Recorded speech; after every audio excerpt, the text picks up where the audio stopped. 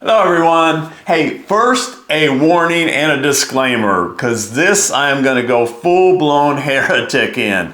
I'm going to say some things that would have gotten me burned at the stake less than 200 years ago, but that's okay because I personally think the people burning the heretics might have been the heretics themselves. Now, Christianity exists today because of doctrine, and doctrines are just beliefs. And churches and the Christian religion needs doctrines or beliefs for believers to believe in.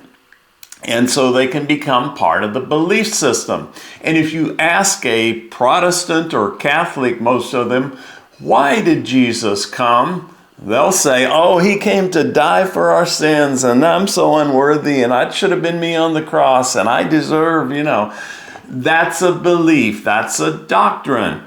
Now, doctrines come from the Bible, duh.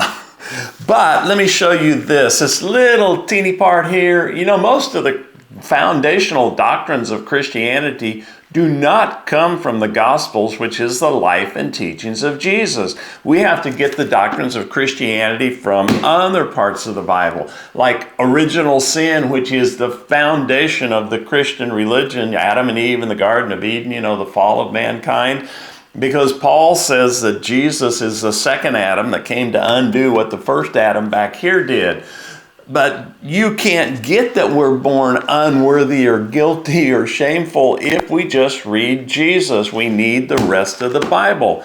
And an angry, jealous God that we need to fear, you're not going to get that from Jesus. He teaches the exact opposite. And even the Protestants will say, you've got to confess Jesus and pray the sinner's prayer. Well, that didn't come from Jesus. That came from Paul, Romans 10, 9, and 10. Now imagine a college class on religion, and the professor tells the students, and the students know nothing. They've never read the Bible, know nothing about Jesus. The only thing they know about Jesus is that, hey, the Bible is his book. It's all about him. And he came on Christmas and he died for our sins, because everybody's heard that story at some point in their lives.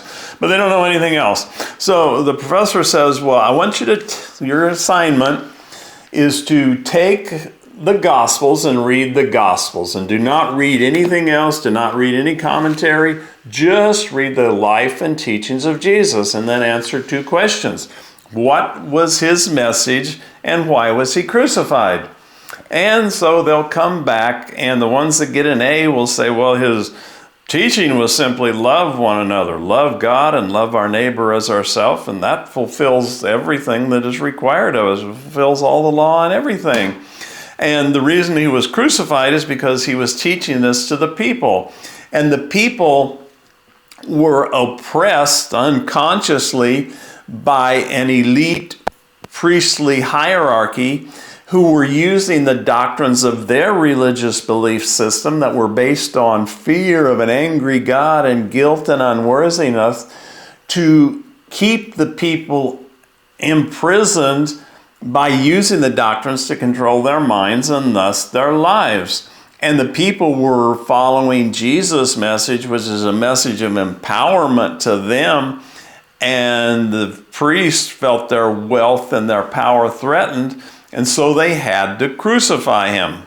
And 300 years later, another priestly hierarchy was established when the marriage of church-state happened, and they gave us more doctrines and got us back under fear of an angry God and all of the doctrines, and we missed Jesus' simple message of just simply love one another. You're all one, and the kingdom of heaven can be found within you. So maybe Jesus did or didn't come as much to save us from our sins as he came to teach us that what love looks like. And if we get our love right, doctrine doesn't really matter. It's not that important. And since Christianity is doctrine, and look where it's gotten us, maybe it's better just to let Christianity, which is a doctrine, die. And maybe out of that can come something that looks a whole lot more like Christ and a lot less like Christianity. So if you like this, give it a like. If you want to check out a couple others, these are eye-opening on religion, and I think you'll like them.